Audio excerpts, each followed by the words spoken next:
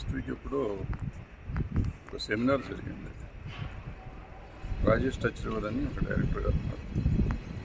ఆయన national award 2 సార్లు వచ్చింది. తెలుగు సినిమా మా బంగారు తల్లి వచ్చింది తెలుసు. ఆయన రెట్రోస్పెక్టివ్ పెట్టి దాని మీద సెమినార్ పెట్టారు. ఒక 20 మంది పిల్లలు స్టూడెంట్స్, సినిమా ప్రేమించేవాళ్ళు కొంతమంది పిల్లలు వచ్చారు. ఎలా సినిమాలు తీయాలి అంటే వాళ్ళని ఎలాంటి సినిమాలు ఉంటాయి, సినిమాల్లో 2 రకాలు, రిలీజ్ అయ్యి పేరు వచ్చే సినిమాలు, రిలీజ్ పేరు కోసం తీసే సినిమాలు, థియేటర్ల కోసం తీసే సినిమాలు, అవార్డు కోసం తీసే సినిమాలు, రివార్డు కోసం తీసే సినిమాలు అని వీళ్ళ మధ్య చెప్తూ ఏదో మా సినిమాలు థియేటర్లో రిలీజ్ అవ్వబో సినిమాలు, అది మీరు ఓన్లీ ఫెస్టివల్స్కి తీసుకుంటున్నారు ఈ సినిమాలు, ఫెస్టివల్స్ తీసే సినిమాలు, ఫెస్టివల్కి వెళ్ళడానికి కూడా అది ప్రాసెస్, అది ఊరికే అయిపోదు. నాలాంటి వాడికి నాకే తెలీదు. నేను నంది అవార్డుకి పెడతాం రాదు, నేషనల్ అవార్డుకి పెడతాం రాదు నాకు. సో ఇవన్నీ చాలా కష్టమైన విషయాలు, నేర్చుకోవాలి. దాన్ని కూడా సినిమా తీయడంతో ఇవన్నిటి కూడా అంతే కష్టపడాలి అని చెప్తూ మాటల్లో రేపు తెలుగుకి ఆస్కార్ అవార్డు లాంటివి వస్తే మీరు దానికి మనం కూడా రాదా అని అంటారు. ఎందుకంటే నేను ఛాంబర్కి వెళ్తూ ఉంటాను. ఛాంబర్లో మమ్మల్ని చాలామంది అడుగుతూ ఉంటారు, సార్ మా సినిమా థియేటర్లు ఎందుకు ఇవ్వట్లేదు సార్ అంటాడు అప్పుడు వచ్చి. ఎందుకంటే ఆ సినిమాకి 1000 థియేటర్లు ఇచ్చారు కదా, మా సినిమాకి థియేటర్ ఇవ్వలేదు ఒక ఆయన. ఇంకొక ఆయన వచ్చేసి, సార్ ఓటీటీ కొనట్లేదు సార్, పలానా సినిమాలు ఓటీటీ కొంటున్నారు, మా సినిమా కొనట్లేదు. ఇంకొక ఆయన వచ్చి, నంది అవార్డు వచ్చింది సార్, నేషనల్ అవార్డు వచ్చింది సార్, ఆ సినిమాకి నేను అంతకంటే గొప్ప సినిమా తీసి నాకు ఇవ్వట్లేదు. ఇట్లా చాలామంది ప్రశ్నలు అడుగుతూ ఉంటాం. అవన్నీ మేము చూసాం చాలా కాలంగా. సో ఇప్పుడు ఈ పిల్లలు వచ్చినప్పుడు పిల్లలకి నేను ఎక్స్ప్లెయిన్ చేస్తూ, ఇది ఎవరిదో బాబు, ఆ సినిమాకి ఏదో మాటల్లో ఇంత డబ్బు ఖర్చు అయి ఉంటుంది, దానికి ఆస్కార్ ట్రై చేస్తున్నారు అని చెప్పాను. అలాంటి డబ్బుతో మనం ఎక్కువ సినిమాలు తీయచ్చు అంటే, ముందు చెప్పిన దాని ప్రకారం ఏంటంటే, మనకి అవార్డుల కోసం తీస్తున్నాం కాబట్టి అంతంత డబ్బులు పెట్టి మనం చేయలేం కాబట్టి మనకి అసలు ట్రై చేయొద్దు అని చెప్పాను. అది పరిస్థితి. సో దాన్ని ఆ 2.5 గంటలు నేను మాట్లాడిన దాన్ని ఒక 1 మినిట్ క్లిప్పింగ్ తీసుకుని, ఆ క్లిప్పింగ్ మీద వచ్చేసరికి ఎవరు పెడితే వాళ్ళు రియాక్ట్ అవ్వడం మొదలైంది. రియాక్ట్ అవ్వటం తప్పులేదు, రియాక్ట్ కూడా అవ్వచ్చు. ఒకవేళ నిజంగా ఫీల్ అయ్యి ఉంటే నువ్వు అంటాం తప్పు అన్నా కానీ తప్పులేదు, అంత మట్టుకు నేను భరించవచ్చు. ఇంక ఒకళ్ళు అకౌంట్లు అడుగుతారు ఒకటి, ఎందుకంటే ఆ సినిమాకి 1000 థియేటర్లు ఇచ్చారు కదా, మా సినిమాకి థియేటర్ ఇవ్వలేదు ఒక ఆయన.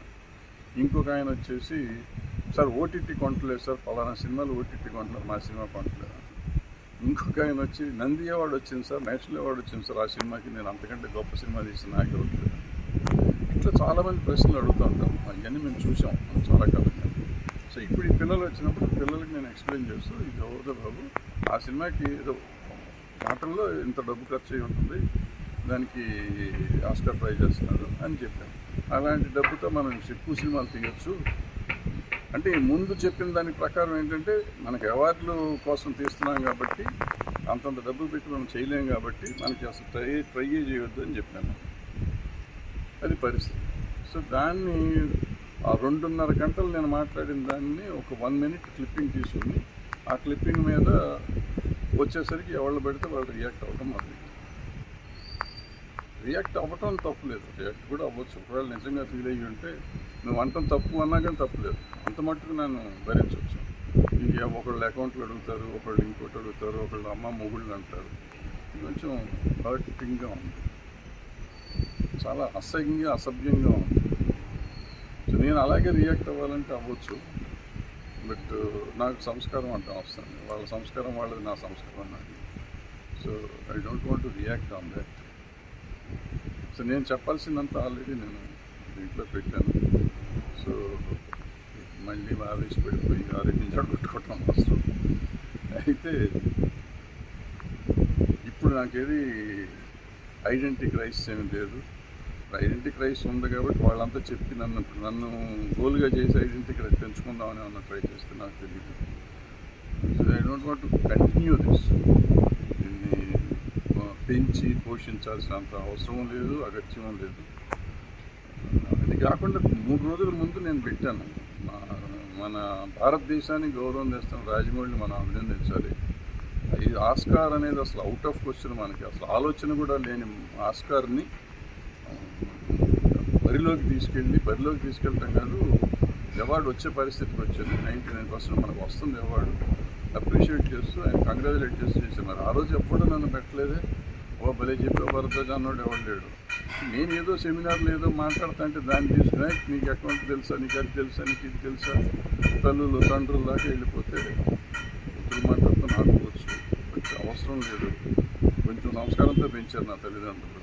ఆ సంస్కారాన్ని నేను కోల్పోవటం నాకు ఇష్టం లేదు. Thank you.